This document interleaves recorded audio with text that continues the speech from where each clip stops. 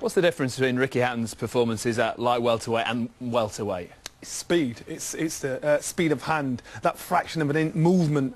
He'll be able to bring his speed in at welterweight from the light heavyweight division. But later on in the fight, that strength, that power, that's when the pressure starts to get on Ricky. So the welterweight fights are very, very hard for him. Well, one of the fights that was hard, the Luis Collazo fight, and he struggled a little bit in that fight. Yeah, he did. This is Boston, 2006. He went in against Collazo, and initially you saw Ricky's speed be a great advantage. You know, he was too tricky, too sharp, too fast on his feet, moving left to right of Collazo, and Collazo did not know how to handle that speed.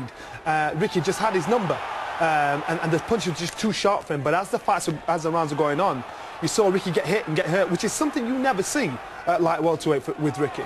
And so that was always the danger.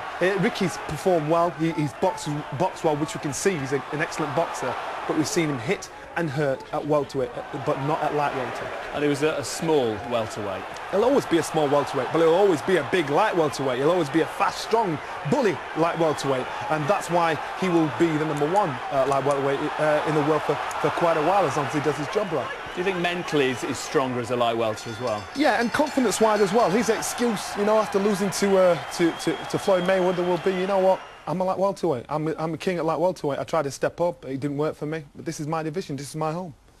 Well, it was at light welterweight in Manchester, and against the undisputed world #1, Kostya that Hatton produced his finest performance yet.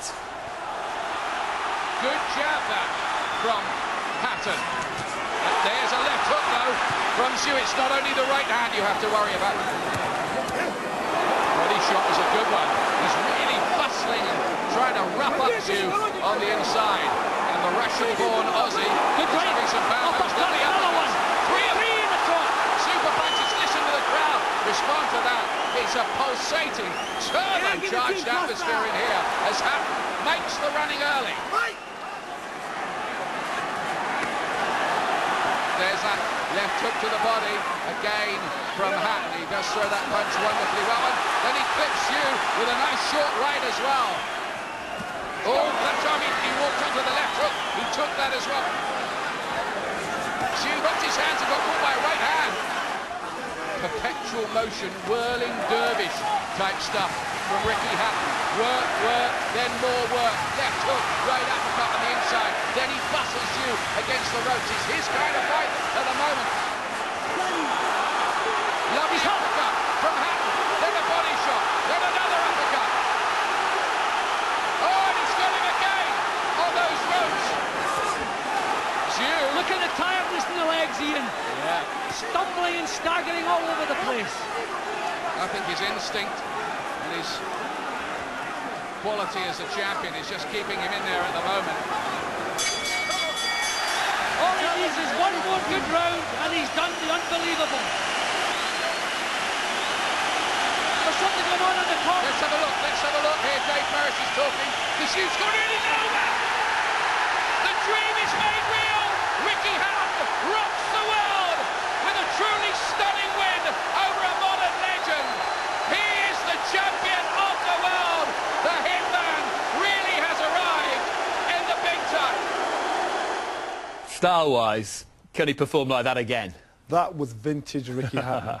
That we saw everything Ricky can do. He can bully, he can box, he can maraud any kind of fight. He boxed the best light welterweight in the world there, and we saw everything that Ricky's got in his armoury. And that I think he can pull back because now he feels he's back at light welterweight. This is him. This is what he's going to do. He wants to show off at home. And back in front of the Manchester fans, like That's what it is. That's what will inspire him. He wants to give them, you know, he's made the tickets cheap. He's done it at his home football ground. He wants to show off. He wants to show people, look, I'm not a loser, I'm a winner. I'm your boy. And like you say, he's everybody's friend out there, so he'll put on such a performance. It's untrue.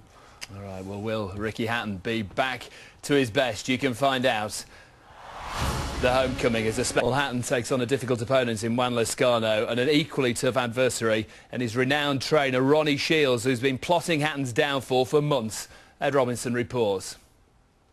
He's worked with fighters the calibre of Mike Tyson, Evander Holyfield, Pernell Whitaker and Vernon Forrest. Now trainer of champions Ronnie Shields, is staking his reputation on Juan Lazcano upsetting Ricky Hatton. I love being the underdog, you know, because I love pulling off what they call the upset. This guy, he's training very hard, and he's going to win this fight. We're going to put a spanking on him that he'll never forget. His predictions in part based on Shields' belief in his own fighter. Juan Lazcano knows all the tricks of the trade, plus some of the tricks that I'm teaching him. So, you know, we're going to use all of that stuff against Ricky Hatton. Shields thinks that Hatton's vulnerable at this stage of his career. He's always been susceptible to cuts. Hatton is cut in the opening seconds of the fight above the left eye. The old problem resurfaces. It's going to be a big factor in this fight because, you know, we realize that, you know, Ricky Hatton does cut a lot. And, you know, that's one of the most important things that we look at. The aggressive Lazcano's aiming to target Hatton's body in the Hitman's first fight at light welterweight for almost a year. It's got for a little bad patch, I think, Hatton. He's hurt with a couple of body punches. Definitely, we're going to definitely go to his body.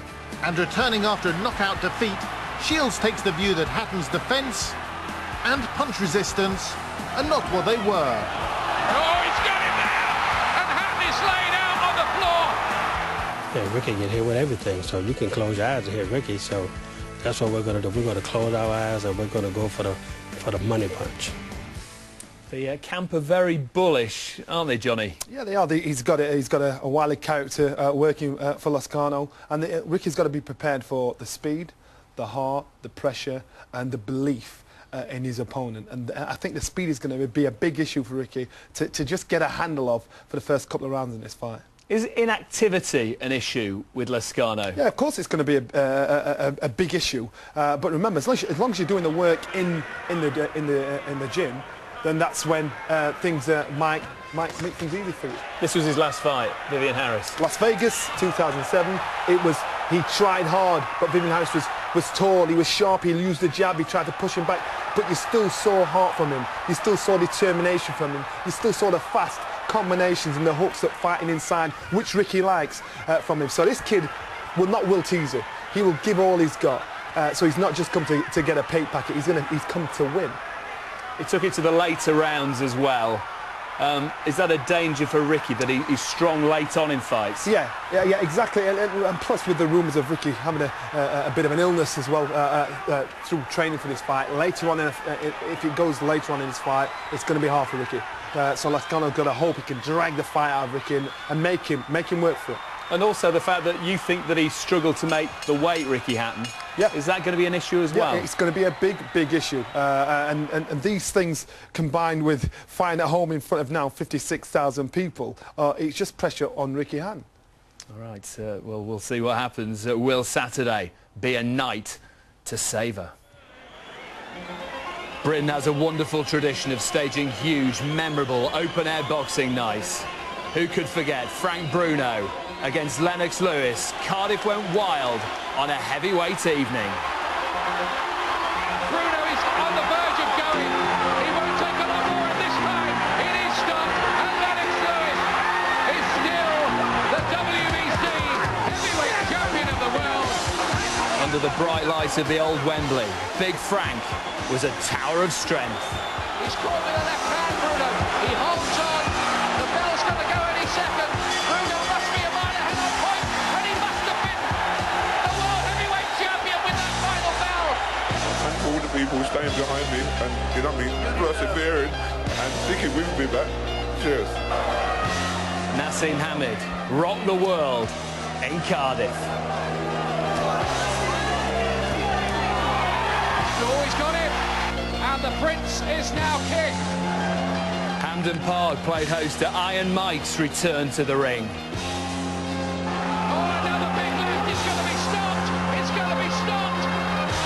It's all over. Oh, and he still wants to attack him. And John Coyle is trying to stop the fight. The fight is over. Will the city of Manchester Stadium be the scene of another night to remember?